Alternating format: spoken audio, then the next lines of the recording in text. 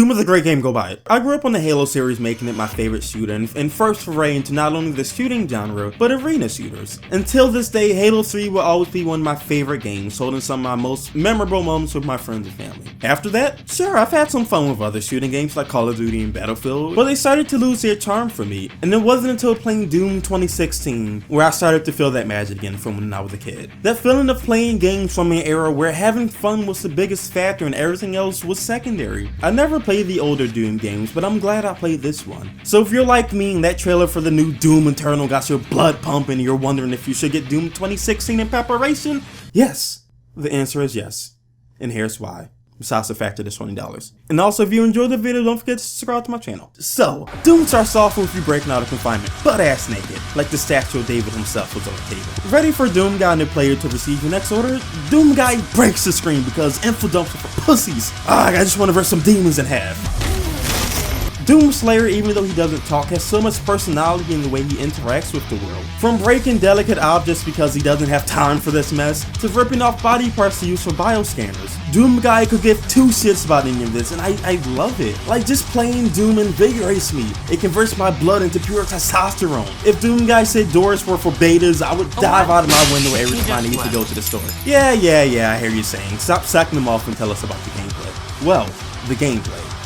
The gameplay is exhilarating. No, that's not a word Doom Guy would use. It is holy shit! Holy shit! Doom is very fast-paced when you're encouraged to stay on the move, to dodge bullets, and jump around to better position yourself. There is no downtime in combat, no cover mechanics. You are like a shark, a Doom shark. You stop moving, you die. This makes the combat very fast-paced and reactionary. You can sort of tell when you have a firefight, but there's otherwise no warning.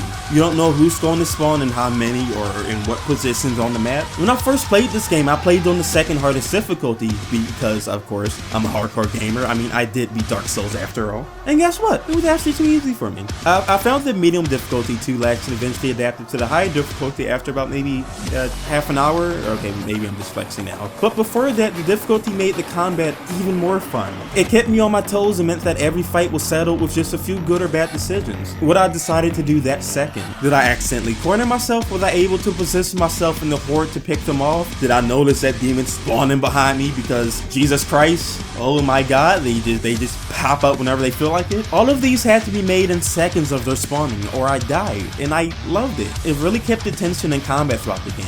And can we talk about the brutalities? As shooting enemies and getting them close to death allows you to do an execution. Now while they do start to feel too normal by the halfway point after doing them 40, 50, 80 times, mechanically they encourage you to go on the offensive when you're low on health. And when you're low on ammo, you use your chainsaw to saw demons in half to replenish it. This forces you to always stay close to the demons even though they will wreck your shit if you're not careful. Because Doom Guy doesn't sit in the back sniping like a coward. You even have to buy upgrades if you really want to take pot shots and zoom in on enemies. And did I tell you that you can't reload? Because Doom Guy doesn't fucking reload guns. Thank you, Doom Guy, for showing me that I've been playing gaming wrong my whole life.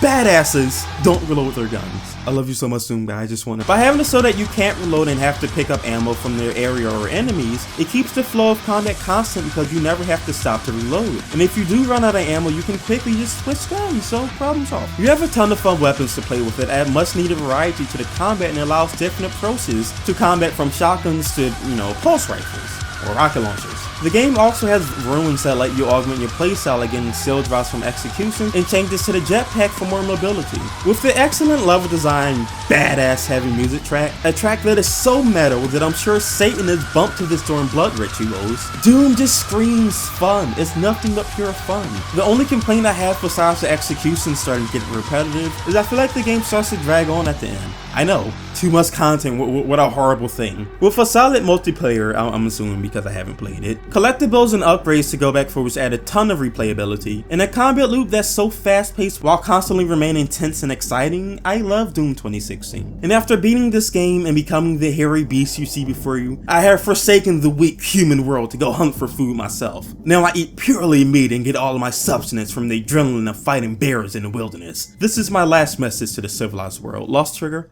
signing out.